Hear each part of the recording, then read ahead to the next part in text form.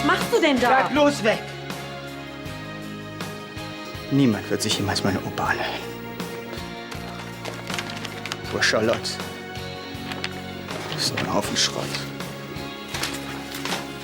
Ich will, dass er erfährt, wozu Ansgar fähig ist. Die Frage ist nur, ob er dir glauben wird. Du hast nichts dazu gelernt, Johannes. Und ich kann nur froh sein, dass wir beide keine Kinder zusammen haben werden.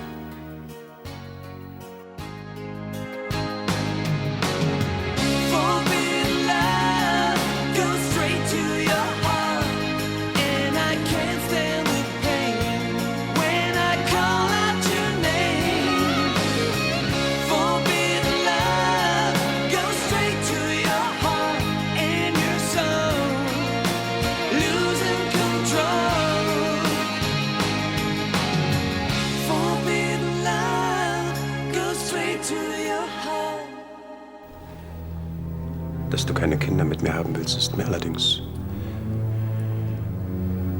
Entschuldige, das war nicht so gemeint. Ach ja. Wie ist es denn gemeint? Es ist nur ich.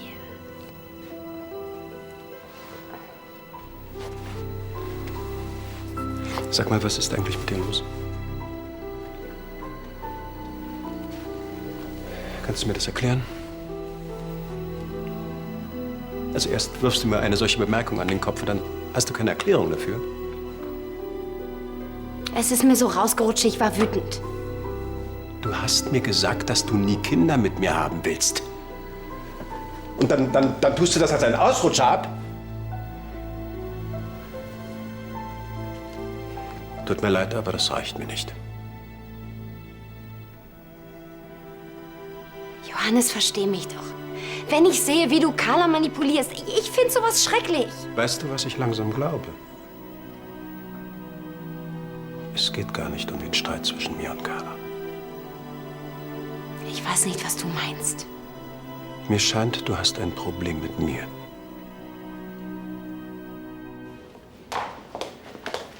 Wie schaffst du es nur, ein Auktionshaus zu führen, wenn du nie da bist? Danke der Nachfrage, Bruderherz. Ich will doch, dass es meiner Lieblingsschwester gut geht. Wie lief's denn eigentlich bei dir? Konnte man dir auf dem Arbeitsamt weiterhelfen? Ach, weißt du, ich hab's gar nicht nötig, mir einen neuen Job zu suchen. Ich bin nämlich schneller wieder in der Holding, als dir lieb sein dürfte.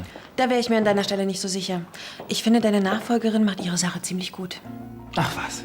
Sylvia Jones hat schon keine Ahnung vom Geschäft, aber du hast ja noch weniger. Verschon mich bitte mit diesen dämlichen Kommentaren. Ach, und du bist der tolle Geschäftsmann, ja? Dass ich nicht lache. Ich sag nur Schwarzgeld aus Singapur. Wenigstens hatte ich die Courage, mich vorübergehend aus der Holding zurückzuziehen. Courage. Vater hätte dich doch sowieso gefeuert. Du hast doch nicht den leisesten Schimmer. Weißt du was? Mit deinen Neigungen taugst du nicht mal zur Frauenbeauftragten. Sag mal, spinnst du? Das war ja sogar unter deinem Niveau und das will was heißen. Ich glaube, da muss mal jemand ganz dringend an die frische Luft. Du wirst noch an meine Worte denken. Verlass dich drauf.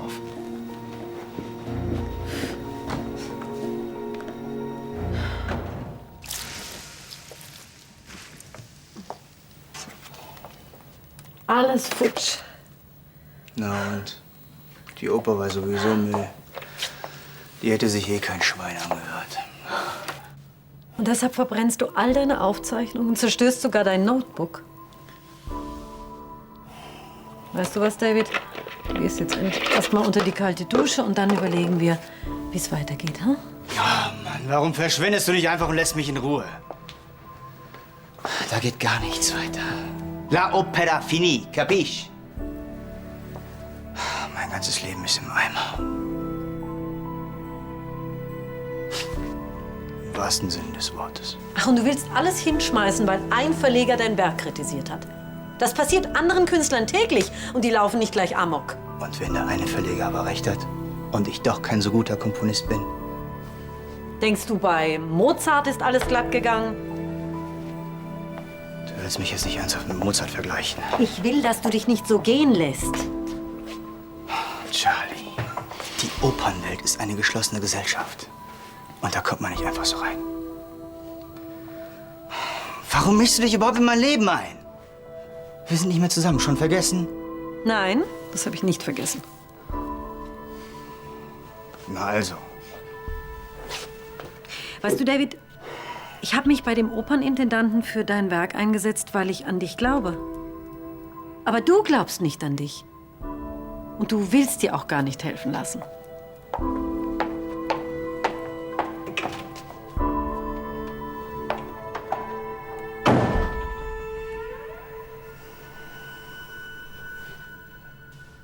Mich regt es einfach auf, wie du deine Kinder behandelst. Carla ist doch wirklich alt genug, um selbst über ihr Leben zu entscheiden. Und das soll allein der Grund sein, mich derartig anzugehen, Cecile. Für mich ist es eben keine Lappalie, dass du Bernd erpressen willst, nur damit er sich von deiner Tochter scheiden lässt. Trotzdem, das, was ich eben gesagt habe, das tut mir sehr leid. Du verhältst dich immer merkwürdiger, Cecile.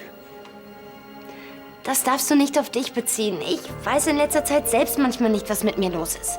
Der Tod meiner Eltern, das ist zu viel für mich. Aber das ging doch schon früher los. Erst wolltest du, dass wir unseren Kinderwunsch aufschieben. Das habe ich dir erklärt. Dann hast du hinter meinem Rücken die Pille wieder genommen. Und jetzt willst du plötzlich überhaupt keine Kinder mehr? Mir geht's in letzter Zeit nicht gut, was ja wohl verständlich ist. Und alles, was dir einfällt, sind Vorwürfe.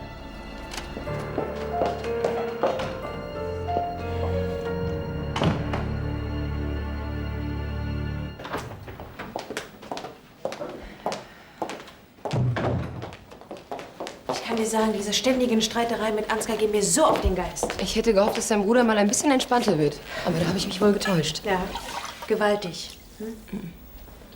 Warum macht er das? Seitdem ich in der Holding mitmische, kocht er vor Eifersucht. Und diese Tanja von Anstetten, die stachelt ihn wahrscheinlich noch an. Ist bestimmt kein Zuckerschlecken, mit den beiden auf dem Schloss zu wohnen. Das kannst du laut sagen. Warum ziehst du nicht einfach hierher? Was? Ja, solange du in Düsseldorf für mich arbeitest, könntest du doch hier wohnen. Das ist bestimmt günstiger als dein Hotelzimmer. Ach, ich weiß nicht. Und du könntest mich und Leonhard gegen Ansgar unterstützen. Hör mal, Carla, das ist eine Sache unter Geschwistern und geht mich eigentlich gar nichts an. Du hast recht, entschuldige. Aber wirklich, ich fänd's einfach schön, wenn ich dich wieder hier habe. Ich überleg's mir, okay? Und er hat wirklich seine ganzen Aufzeichnungen verbrannt?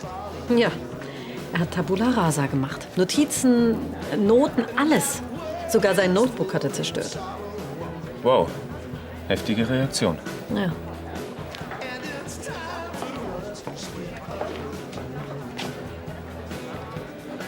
Sag mal, hast du nichts zu tun? Da drüben warten Gäste. Ich habe gerade mal 5 Minuten Pause gemacht. Wird's bald.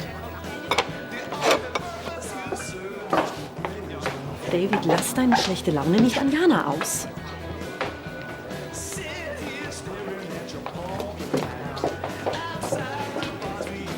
Oh, oh, oh. Denkst du nicht, du hast jetzt genug Hey, getrunken? das ist meine Sache und nicht deine. Kann ich dann bei Ihnen zahlen, bitte? Ja, natürlich. Sag mal, bist du blind oder was? Wir unterhalten uns hier gerade, also warte gefälligst, bis du dran bist, klar? Lars, David, das reicht. Los, wir Sag gehen. mal, spinnst, nimm die Finger weg! Hey, ich bin hier der Geschäftsführer, dann lass mich von dir nicht rausschmeißen!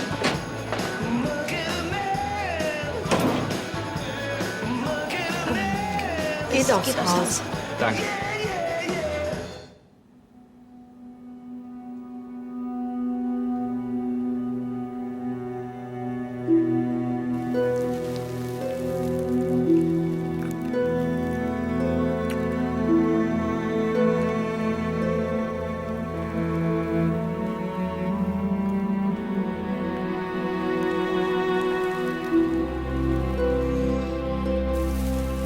Und warum bringst du dann nicht mal den Mut auf, mit ihm über uns zu sprechen?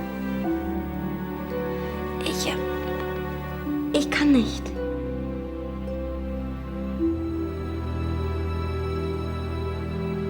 Ich weiß nicht, Nathalie. Du solltest dir das wirklich gut überlegen. Mach ich doch gerade. Ich würde aber auch gern wissen, was du davon hältst, wenn ich wieder hier auf dem Schloss wohnen würde. Es ist nicht mehr so wie früher, als du noch mit den Lahnsteinkindern durch den Park getollt bist. Du bist jetzt erwachsen und führst dein eigenes Leben. Es wäre ja nur vorübergehend. Außerdem fände ich es sehr gewöhnungsbedürftig, meine eigene Nichte bedienen zu müssen. Willst du? Du kannst auch heiße Kirschen dazu haben. Wirklich nicht? Das war doch früher immer dein Lieblingsessen. Nein. Natalie. Ich kann ja verstehen, wie viel dir an der Freundschaft mit Carla liegt. Ja? Aber du gehörst nicht zur Familie. Ich verstehe, was du meinst, aber Carla hofft auf meine Unterstützung. Wegen Ansgar? Aber ich fürchte, das müssen die beiden unter sich ausmachen. Das heißt, du schlägst Carlas Angebot aus. Mhm. Ciao. David? Was hat er denn jetzt wieder angestellt? Er hat versucht, im Bistro zu randalieren. Nein. Doch, er ist da aufgekreuzt, hat rumgebrüllt, auf Tanja geschimpft und am Schluss hat er versucht, das Mobiliar zu zerlegen. Krass. Nur gut, dass Angelo eingegriffen hat und ihn beruhigen konnte. David zeigt sich immer wieder von einer neuen Seite. Schade eigentlich, dass Tanja nicht da war. Hätte es wenigstens die richtige getroffen. Das wäre Selbstjustiz, das kann ich als Anwalt nicht gutheißen. Andererseits kann ich ihn gut verstehen. Tanja hat ihm übel mitgespielt. Das sagst du ausgerechnet mir, die ich durch Tanja alles verloren habe? Randaliere ich? Weißt du, ich verstehe, dass David tief getroffen ist, aber so macht er alles noch viel schlimmer. Vielleicht traut er sich einfach nicht, nach Hilfe zu rufen. Das glaube ich nicht. Ich habe ihm oft genug eine Chance gegeben. Charlie, jetzt sei bitte nicht so streng. Auch er wird sich wieder fangen. Ach.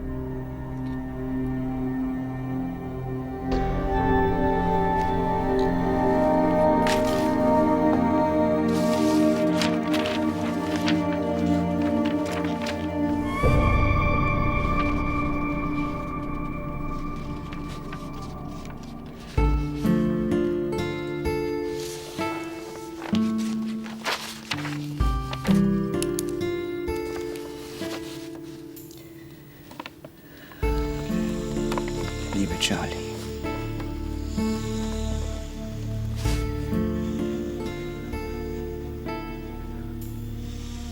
Es ist Zeit zu gehen.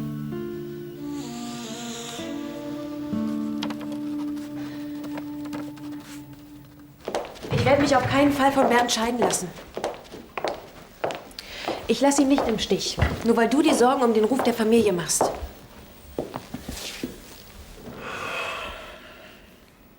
In Ordnung. Was? Wenn das dein letztes Wort ist, werde ich das akzeptieren. Aber Ich bin zu weit gegangen, als ich von dir verlangt habe, deine Ehe annullieren zu lassen. und woher kommt der plötzliche Sinneswandel? Cecile hat mir mehr als deutlich gemacht, dass ich dir, was dein Leben betrifft, keine Vorschrift machen kann. Und das ist jetzt wirklich deine Meinung? Ja. Ich halte nicht viel von Bernd, ich sage dir das ganz deutlich. Aber ich rechne es dir sehr hoch an, dass du zu ihm stehst. Und dir von deinem Vater in diesen Dingen nicht hereinreden lässt. Ich werde dich bei unserem nächsten Streit daran erinnern. Unbedingt. Und es wäre so schön, wenn wir mal eine Weile ohne Streit auskommen könnten.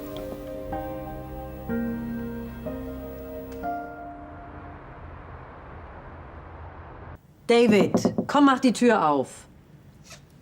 Wir sollten noch mal in Ruhe miteinander reden, hm? David! David?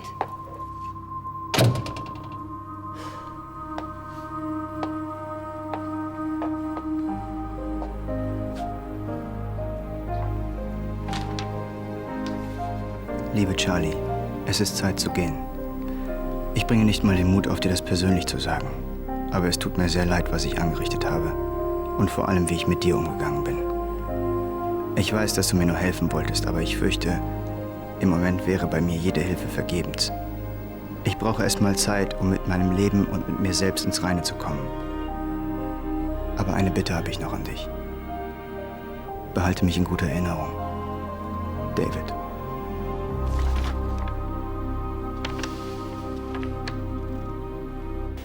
Hast du Vater gesehen? Nein, aber wenn dir der Sinn nach einer kleinen Schleimerei steht, du findest ihn sicher in der Bibliothek. Ich wollte ihm nur mitteilen, dass ich Nathalie gebeten habe, aufs Schloss zu ziehen. Natürlich nur, wenn du nichts dagegen hast. Wenn du Hilfe brauchst, weil dir dein großer böser Bruder so übel mitspielt, dann... Ansgar, du nimmst dich immer so schrecklich wichtig. Das bist du aber nicht. Mit dir nehme ich es allemal auf. Ganz alleine. Carla, du warst doch schon immer auf die Hilfe anderer angewiesen. Dummerweise merkst du nur nicht, wie du dabei ausgenutzt wirst. Du spielst jetzt nicht auf Vater an, oder? Nein, der steht auf einem ganz anderen Blatt. Ich meine vielmehr deinen Gatten, seine liebreizende Tochter und natürlich deine neue Freundin, Nathalie.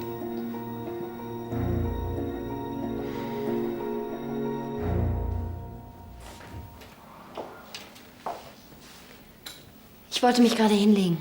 Ja.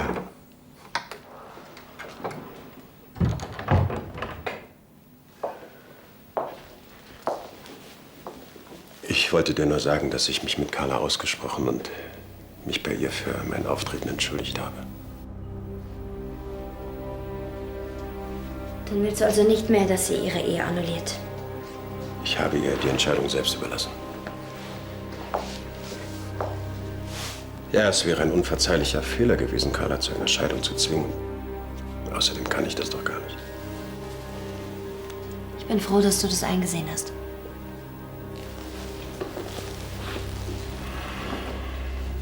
Das habe ich dir zu verdanken, Cecile. Ich wollte dir nicht zu nahe treten. Wahrscheinlich haben wir beide Sachen gesagt, die wir so nicht gemeint haben. Und die man hinterher bereut. All die Probleme im Moment, wir haben das viel zu sehr an uns herangelassen. Wir sollten uns in Zukunft mehr um uns kümmern. Ich will nicht, dass diese äußeren Umstände unsere Beziehung belasten. Das will ich doch auch nicht.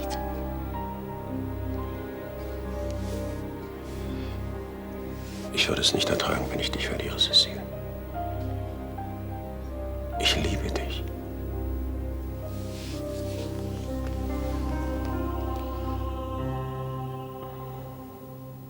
Carla, wärst du so lieb und würdest Ansgar und mich für einen Moment alleine lassen?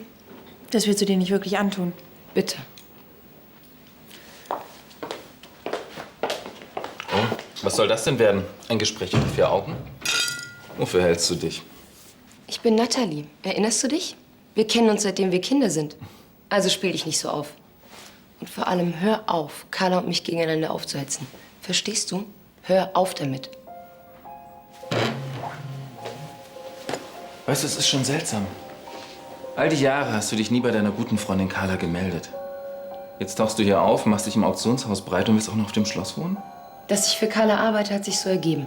Und ich bin nun wirklich nicht scharf darauf, auf Schloss Königsbrunn einzuziehen. Nein? Warum denn nicht? Ist doch praktisch. Und so günstig. Ich habe es nicht nötig, Carla auszunutzen. Nein, natürlich. Ihr seid ja nur gute Freunde. Ja, das sind wir. Aber dass du keine Ahnung hast, um was es dabei geht, wundert mich überhaupt nicht. Du hattest ja nie Freunde. Jana, hast du dir schon Trinkgeld genommen? Dann sind wir mit der Abrechnung fertig, ja? Hör mal, geh doch ruhig, den Rest mache ich alleine.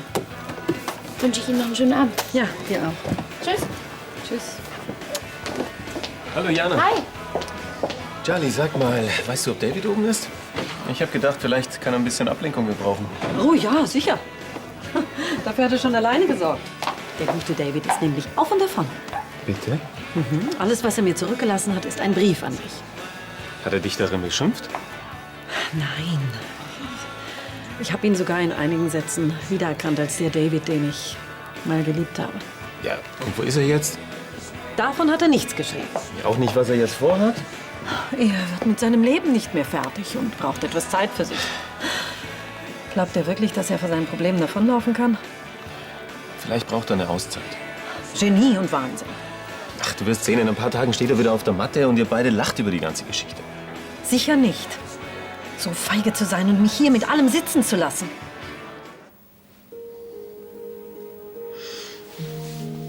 Alles in Ordnung, Schatz? Ja. Also wenn dich noch unser Streit beschäftigt.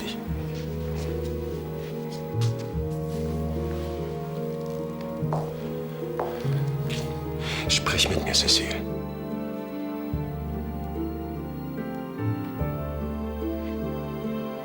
Ich will dich damit nicht verletzen, aber ich brauche ein bisschen mehr Zeit für mich, verstehst du? Und wie kann ich dir dabei helfen? Ich glaube, das Beste wäre, wenn wir in nächster Zeit in getrennten Zimmern schlafen würden.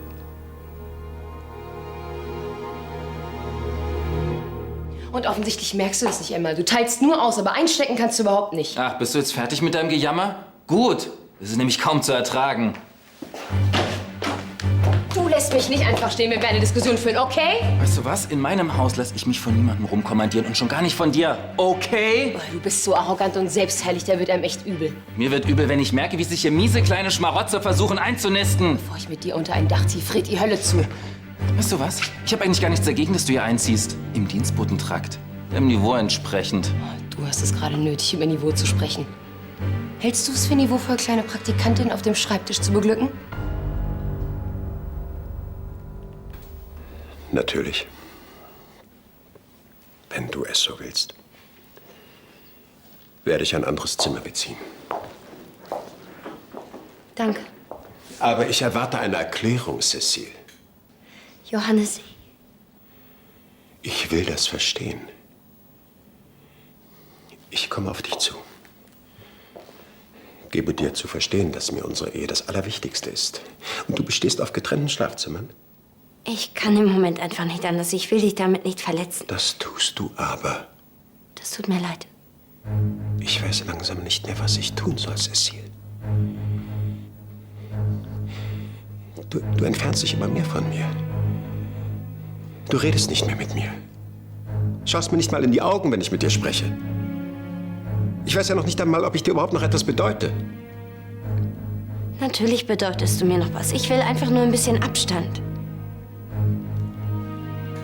Gibt es einen anderen? Was? Du hast mich ganz genau verstanden. Ich will wissen, ob du eine Affäre hast.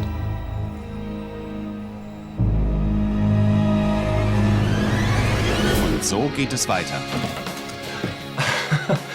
Mit so viel Entgegenkommen hätte ich gar nicht gerechnet. Darf ich mich vorstellen, ich bin Hagenberg und wenn das heute mein Glückstag ist, sind Sie Sylvia Jones. Schöner Anblick. Du hast dich ja wirklich sehr verändert. Genug geglotzt? Ehrlich gesagt, nein. Weißt du, ich bin Ästhet und als solcher fasziniert von natürlicher Schönheit.